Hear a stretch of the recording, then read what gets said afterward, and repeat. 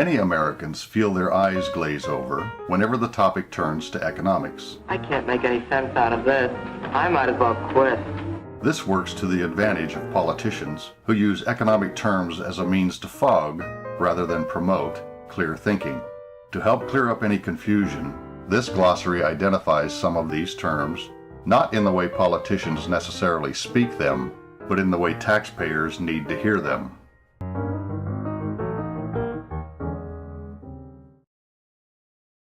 Budget, a playground for central planners. The budget is more than simply numbers on a page. It is a measure of how well we are living up to our obligations to ourselves and one another. Crisis, a dire situation requiring fast action from government. Housing crisis, economic crisis, unprecedented crisis. We have to act. And if we don't act swiftly and boldly, most experts now believe that we could lose millions of jobs. 500 million people will lose their jobs each month. We have to act now. Act without delay. If we don't move swiftly, We have to work quickly. what is not negotiable is the need for immediate action. Crisis, an opportunity to expand government control. You never want a serious crisis to go to waste. Financial crisis, credit crisis, escalating crisis. And what I mean by that, it's an opportunity to do things that you think you could not do before. we can and must turn this moment of challenge into one of opportunity. Stimulus, the use of tax money to stimulate political support. The idea here is simple. They're planning on spending, a lot of money. Let's think big right now. Go for the kill. Well, we all paid $787 billion in taxpayer cash for that massive stimulus package that was supposed to create jobs. Turns out the National Endowment for the Arts is getting a rather big slice of the pie. So, then you get the argument, well, this is not a stimulus bill, this is a spending bill. What do you think a stimulus is? It is the same approach that helped lead us to this day of reckoning.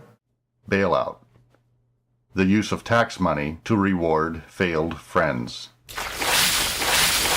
After the $85 billion government bailout of AIG, the Dow Jones Industrial Average dropped more than 300 points in midday trading. All of a sudden, socialism was a good thing for them. They wanted the government to come in and give them welfare. Now the bailout needs a bailout. 2 months after AIG was given that first emergency government loan, it's getting another lifeline. In the new rescue package, the government will invest $40 billion to buy AIG stock, buy more than $50 billion worth of the company's toxic mortgage securities, and loan AIG $60 billion at a lower interest rate.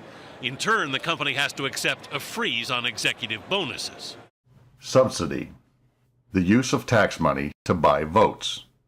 And I have been a big supporter of ethanol because Illinois is a big corn-producing state. Would you invest a dime in it if there weren't subsidies? No, you're going to have help to do it. John, we're not asking you to subsidize it. We are taking it out of what is paid in taxes. Plan, the use of tax money to buy more votes. We need a plan for auto workers. We need a plan for teachers. I want to make it happen with you, AFL-CIO. Revenue source, a powerless or unpopular group of Americans. A surtax on the wealthiest people in this country who are among those who made these mistakes. I think it is appropriate for us to impose a windfall profit tax on our oil companies. The tax increase on a pack of cigarettes goes up 62 cents, bringing the federal tax alone to more than $1. Now, it used to be smokers might try to save money by rolling their own cigarettes, but that may not be an option this time around, because on 1 pound of roll-your-own tobacco, the tax would go from $1 to $24. Investment, politicians spending your money. We'll invest in what works. We'll invest $15 billion a year for 10 years to develop technologies like wind power and solar power. An immediate investment of $100 million to support our relief efforts. We'll invest in innovative initiatives. This investment will grow over the coming year. We're making these investments not because I want to spend the American people's tax dollars, but because I want to protect them. Grant, politicians spending more of your money. Reading Rainbow is made possible by a grant from the National Science Foundation. Through taxing middle-class families. The United States government has billions of dollars in free grant money. Do you know who to contact to apply for a free U.S. grant? Funding. The public method of politicians spending your money. The additional tax goes to fund children's health insurance programs. I'm kind of surprised to be accused of funding acorns.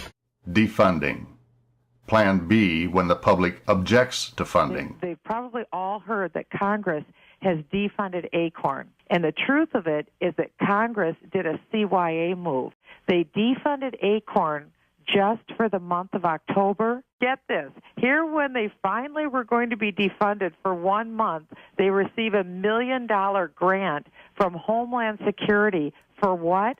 Fire safety. They received 80% of the money for fire safety that was supposed to go to Louisiana. Greed. Making money selling people what they want. The era of greed, an era of selfishness and greed. We're not trying to push financial reform because we begrudge success that's fairly earned. I mean, I do think at a certain point you've made enough money. Walmart's profit last year was over $11 billion. Capitalism. A system of economic liberty. Voluntary exchange. Capitalism is the legal system that allows this greed to take place. Takeover. Risking public money to expand government power. The president asserted unprecedented government control over the auto industry. It's a plan tailored to the realities of today's auto market, dependent on an unending flow of taxpayer dollars. Compassion. The giving of money from someone who earned it to someone who did not. The EITC was expanded this year by the President's Recovery Act, and you may be eligible for the credit if you work and make less than $49,000. And the credit itself may be worth up to $5,600. It's easy to get. National debt. Government's mortgage on future generations. We have already identified $2 trillion in deficit reductions that will help us cut our deficit in half by the end of my first term. The national debt was moved up $800 billion. Pushing the national debt to almost $13 trillion, the most it's ever been. For our children. Fiscal responsibility. An unpleasant task to be done at a later date. We've got to spend some money now to pull us out of this recession.